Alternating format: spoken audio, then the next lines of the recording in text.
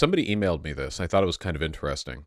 So a while ago, like a long while ago, I did a segment on, and this sounds like a very online topic, but I actually think it's quite important. The over sexualization of femboys. Most women are feminine, you know, it just happened to work out that way. And women get sexualized plenty, and I don't want to minimize the fact that they are. You know, women get catcalled all the time. However, a woman being feminine, which is kind of their default state, you know, it's expected to be at least, is not in and of itself always treated like a kink or a sexual activity or an expression of sexual desire. Again, I know because a lot of people are going to come at me being like, well, they'll catcall anyone. I know. But generally speaking, right, if you see a woman and they're dressed in a feminine way, they could be doing that in a business environment. Like, that's like a normal thing. This is not the case with guys, right? Femboy aesthetics, when guys dress feminine, that is considered like a sex thing. That's a porn category, okay? Fem girls is not a porn category, all right? It's just women, you know? It's just broad, it's a very broad umbrella. Femboys are. Femboys are like a hypersexual archetype that reveals a lot of really interesting stuff about double standards when it comes to our willingness to sexualize. There's a lot of implicit sort of misogyny and transphobia there. The idea that if a guy is wearing feminine clothes, there's something deviant and subversive and therefore deliberately inciting about it, you know?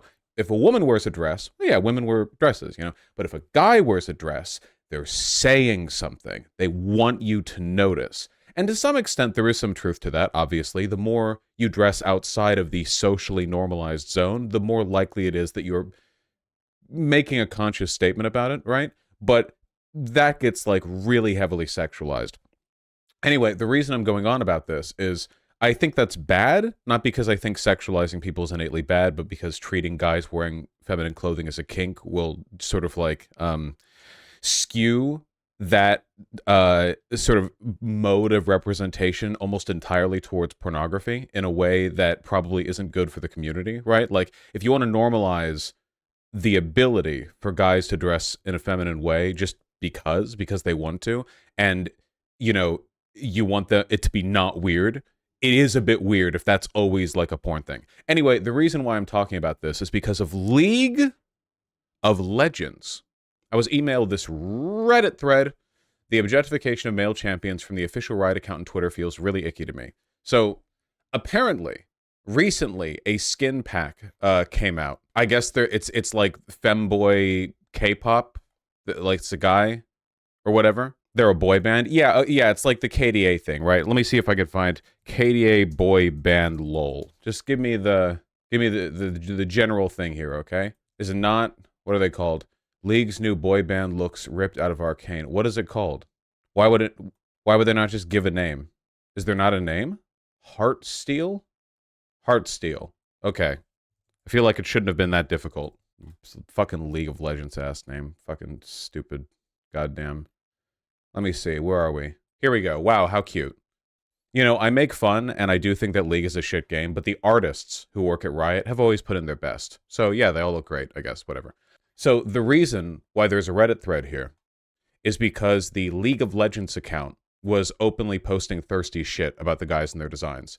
Does anyone have the technology to make this possible? And it's reaching through a screen to touch the abs of the guy. Me, if thirsting for fictional characters was illegal, and then they're in jail. Get it? So, not very impressive stuff by the standards of like general thirst posting online, but it was the official account, which begs the question, would they have done this for female characters? To which the obvious answer is no. No, there's a much more even-handed sort of practice when it comes to the many, many sexy female character designs that there are in League of Legends, presumably because people would call that out as being kind of weird and misogynistic and sexualizing, whereas if it's a guy, then it's more acceptable. And we see this in our day-to-day like all the time, right? Again, not to say men have it worse when it comes to sexualization. They don't. But I think that people generally are under the impression that there's like a wider range of acceptable sexualization when it comes to guys than there is with girls, you know? Like, most people, I think, understand that you can't, like, hassle or grope female strippers, for example. But male strippers, from what I've heard, get groped all the time by women, like bachelorettes or like even older women or whatever, because it's like, oh, they're a guy, you know? There's less of an assumption of predatory intent, so there's more like an acceptable range of behavior in the perceived, you know, in the minds of people who are doing that kind of stuff. I'm sure everyone has at some point in their life experienced that kind of double standard, right? Where you either it's happening to you or to somebody else, and it's like, oh, if that happening to a guy is like fine, but if it happened to a girl, you know, we see versions of this all over the place. You know, a girl hitting a guy in a sitcom is funny, but a guy hitting a girl is abusive and fucked up. You know, a guy making sort of unrequited sexual advances at a girl is like creepy and predatory, but a girl making unrequited sexual advances at a guy, that's kind of girl bossy. Like we've seen that, right? Where it's like, oh, haha, here's a female character, and she's like casually flirting with guys or like slapping their asses. Look at how girl bossy she is. I feel like a good example of this. Okay, has anyone seen Our Flag Means Death? There's a character on like Pirate Island or whatever. She's a black woman, and she's like a boss, like a gang boss on the island.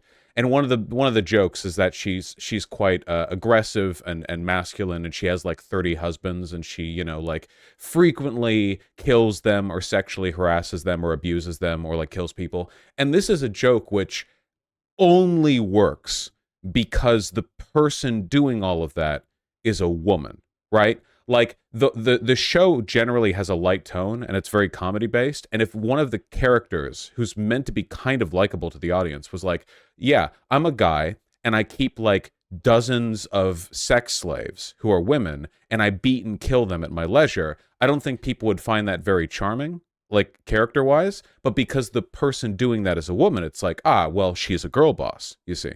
Does that make sense? Okay, hypers, if you've seen the show and you understand exactly what I'm talking about and you agree. Punching up versus punching down. Yeah, but in the context of that show specifically, it's not punching up versus punching down, right? Because she's literally like a crime boss. There's no, like, she's in charge of the situation completely. But also, I don't like the idea that women are so, like, categorically problematic. Or sorry, not problematic, that are so categorically oppressed that it's impossible for them to be problematic in that regard. I feel like, I don't know, it does seem kind of weird to me that like the Riot Games, you know, the people who have like PR team and, you know, they have like an entire internal culture of sort of problematic behavior towards women, which has gotten them shit before, wouldn't have internalized some of the lessons on this, I guess. Agree, but I think the same dynamics apply broadly. The only thing I'm saying, okay, the only thing I want to point out here is that I think this is a further expression, though maybe a more benign one, of the same problem that we keep running into over and over and over and over and over again when it comes to intersectionality, where people will basically be like, this behavior is problematic, but only if it's being done by a powerful individual, or sorry, a person who's in like a powerful social group, you know? So we see this all the time. It's like, this line of thinking is bad when a white person is doing it. When a black person is doing it, we give them more like credibility. This line of thinking is bad when a cis person does it. When a trans person does it, ah, well, okay, then this. And then likewise between every like dynamic between the oppressed and the oppressor, you know? And I think that's really bad because at that point, you're not really criticizing the underlying logic of the behavior. You're just sort of, you're being very selective about it. I don't think they expected dudes to cry about how sexualized the new character skins are. They're not. People are fine. You know? It's fine. I just think it's interesting to think about. That's it. I don't think that, like, there's this gigantic outrage horde or whatever. People seem to be, you know, largely fine with it. They like the boy band characters. I just think it's something to think about. That's it.